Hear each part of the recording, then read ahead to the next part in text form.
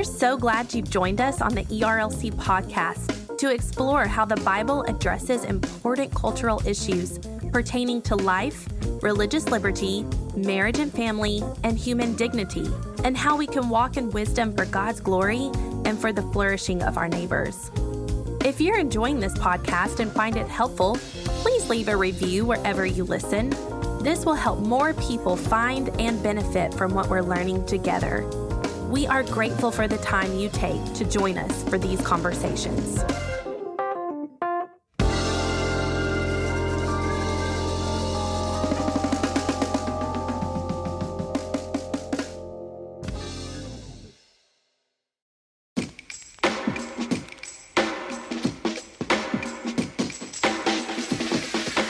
Welcome to the ERLC podcast, where our goal is to help you think biblically about today's cultural issues. I'm Lindsay Nicolay, and today we're talking about the importance of your involvement in local and state politics.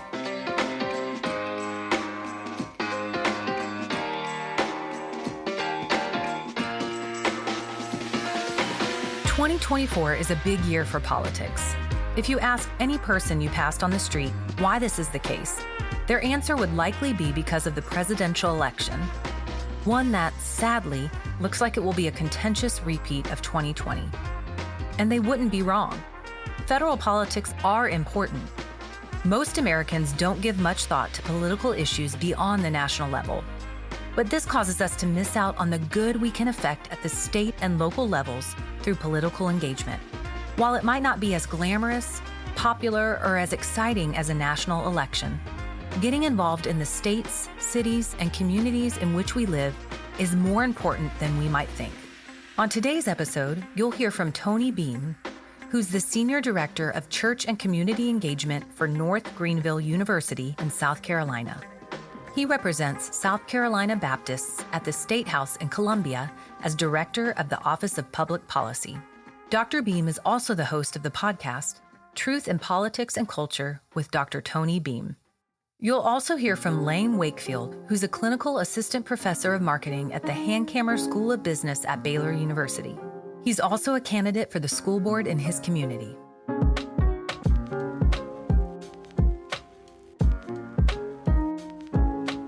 In our current political environment, there are many factors that have led some Christians to have an apathetic or negative attitude about political engagement on any level, which is understandable. Based on his experience, here's Tony Beam discussing some of these causes and providing a call for Christians to get involved. First of all, I think that Christians are concerned about the vitriol and the anger and the tribalism that's being expressed in the current political environment. They see politics as something that is disagreeable to them. They don't see anything in it that makes them want to join in. They don't know the issues extremely well, and that doesn't have anything to do with intelligence or anything like that. What that has to do with is just people being up to date and paying attention to what's going on around them more. But if they don't feel confident about that, then I think it causes them to want to step back and not get politically engaged. Some people have come to the conclusion that the political system is broken to the point that it doesn't matter what we do, it's not going to make a difference. But I'm a big believer in the power of God, in the salt and light aspect of our call as Christians, because it's just a fact that the darkness has no power over the light. The only way the darkness wins is if the light decides not to engage. So as Christians, we really have a call. I believe we have a responsibility as citizens of heaven and citizens of this world. We're ambassadors for Christ, which means we hail from a different country. Our country is heaven. But while we're here, we're supposed to operate by the principles of the country that sent us. And so we operate by the principles of heaven, and we get into the culture, we get into the political system, we engage without letting it get into us. We get into it, and we bring the influence of salt and light rather than letting it cause us to become angry and disengaged. This year's presidential election comes on the heels of tumultuous events, such as January 6th in our nation's capital, Russia's illegal invasion into Ukraine, and the October 7th attack on Israel by Hamas. So naturally, most people's focus is on the national level, where these issues are being addressed. But elections and politics at the state and local levels are actually just as important, if not more. So why is this the case? I think it's important because the government that's closest to you is often, in fact, most often, the government that affects you the most. Think about it. I mean, you have state taxes, you have city and county taxes, you have zoning ordinances. In fact, state laws and local city and county laws govern the commerce for the area that you live in. County laws affect what you can do with your own property. And for example, during COVID, we saw what happened when counties and cities made different decisions across the different areas. Sometimes within a state, a county would say, okay, these are the businesses that have to be closed, these have to be open. And if the state didn't take a particular position, then we were governed by city and county ordinances at that point. Local school boards, local school board elections are incredibly important. The education of the next generation depends on the people that sit on those school boards, who help select the curriculum for the school districts, work with the superintendent, and have a tremendous impact. You have state laws that govern healthcare, roads, bridges, infrastructure. State and local governments determine labor market laws. I mean, there's so much that happens. Washington, of course, that's important because it trickles down. But when you get down to state, county, and city government, that's where the laws that are going to affect you most, because of the laws that are the closest to you.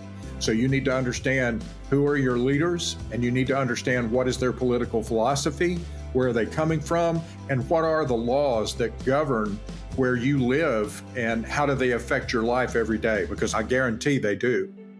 Keeping up with what's going on at the national or federal level feels overwhelming enough without adding in awareness at the state and local levels.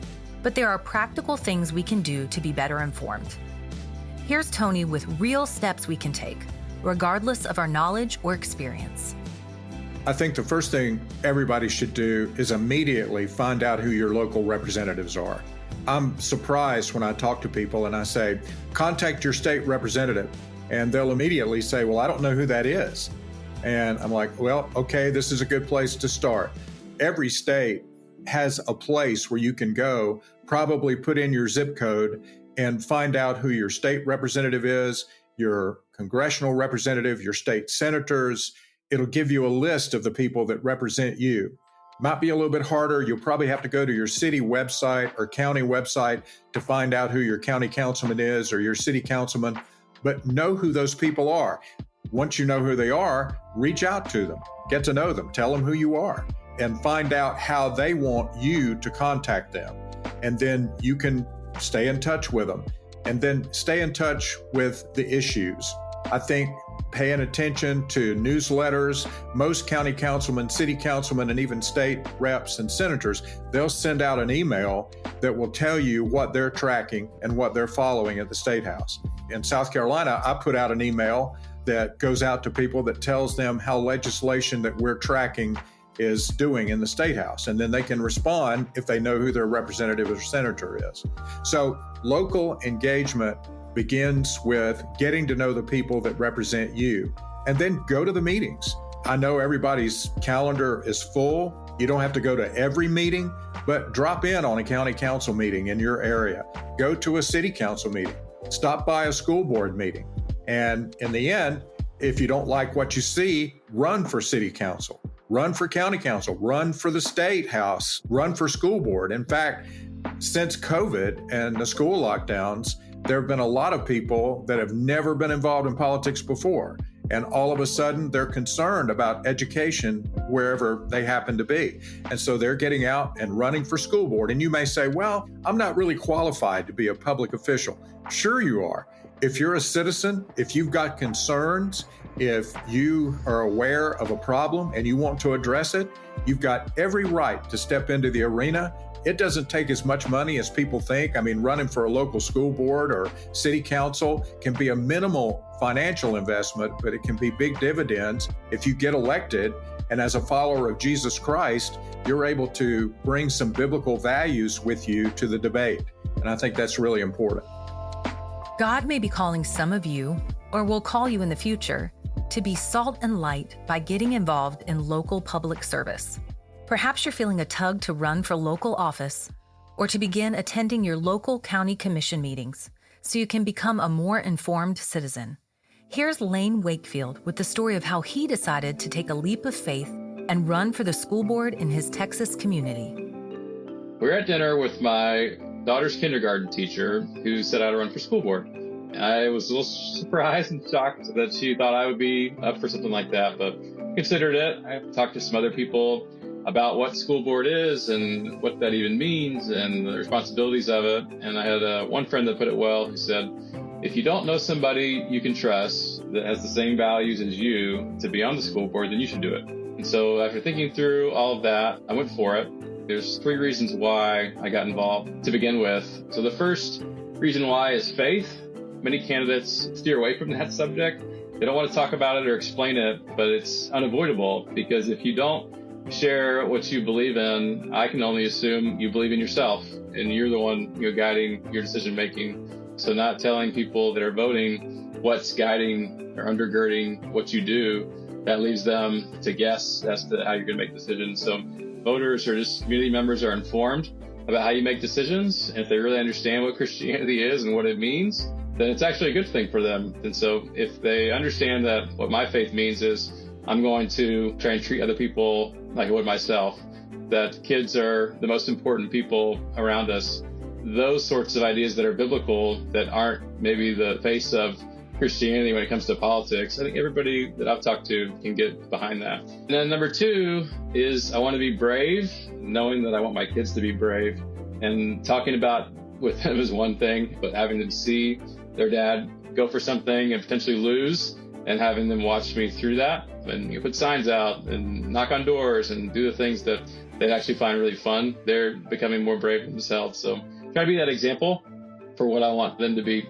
And then third, I'm curious to know how it all works. Not been a part of it before, but my kids spend so much time up there at the schools. And so I just love to see what goes on, from the school board side of things. So, but the how is real simple. You fill out a form. It took 10 minutes. I think that's worth noting because God only asks us to do one thing at a time. And then when you break up something like running for an office, it can seem kind of scary and kind of big, but really it's fill out an application, order us some signs, knocking on a door, put these things and break them all up. And there's something that anybody can do. The Bible gives so many examples of people that are put into leadership roles that weren't ready for it, or didn't feel like they had the timing right, or didn't have the training to be in that particular role, but God didn't seem to care much about that. He cares about where your heart is at that time. So I think if somebody comes into it with that mindset, then you're already off to a good start. Getting involved at this level in our communities can seem like an intimidating individual effort. But in reality, for Christians, it's a group effort that starts in our local churches. And pastors play a leading role in helping disciple God's people to be community-minded. Tony, who has experience as a pastor and a leader in his surrounding area, offers encouragement to pastors who want to engage well with their neighbors and help their congregations to do the same. I think it starts with the pastors the same place it starts with all of us. If you're going to get engaged in your community, you have to know your community. And if you're going to get engaged in your community, you need to know who they are. Find out who the leaders are. Introduce yourself to the mayor.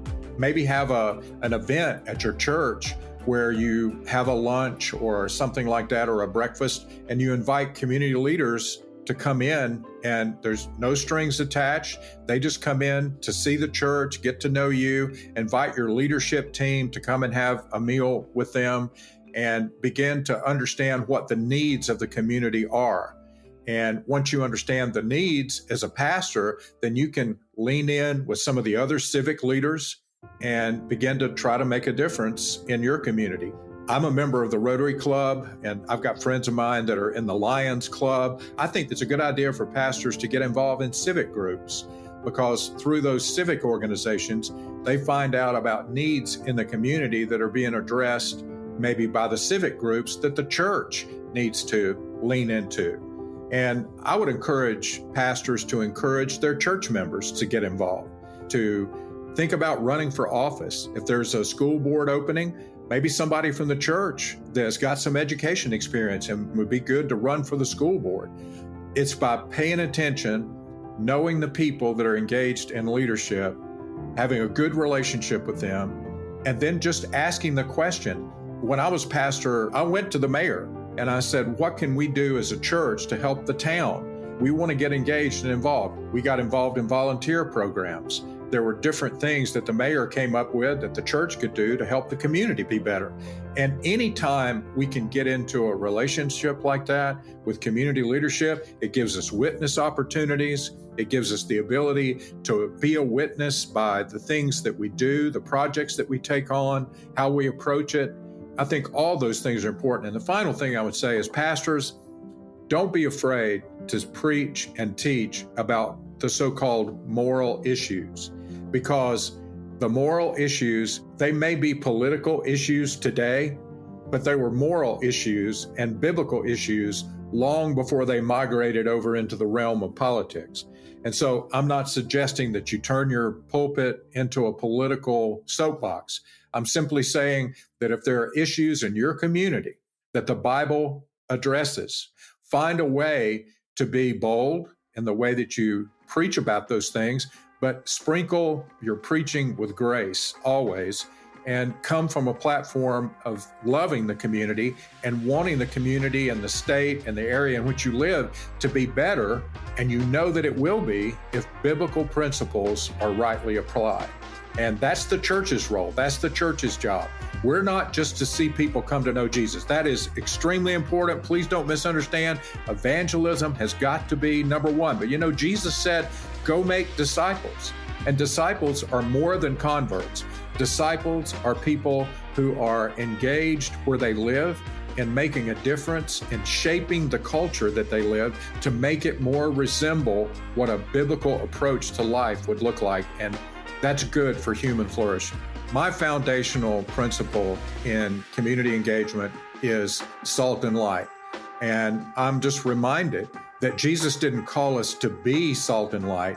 He said quite distinctly, you are salt, you are light. So the only question is, will the light shine and will the salt shake? In other words, are you going to put the salt out in the culture and you're going to turn the light on?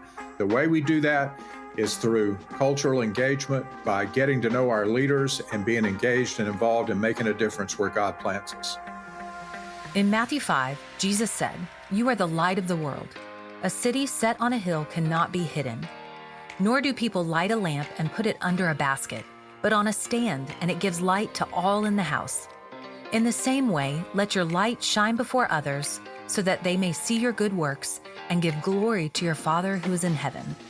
What better way can Christians begin to shine our light in our communities than by influencing them with the life-changing truth of God's Word through participating in local and state elections, prayerfully considering running for local office, or finding out how we can serve the community leaders in our area? Consider ways God might be calling you to step out in faith. Know that in whatever way we engage politically, our ultimate desire is that God would bring flourishing and draw those around us to His Son. Thank you for listening to this episode of the ERLC podcast. Join us next time as we continue our discussion on the importance of local and state political involvement.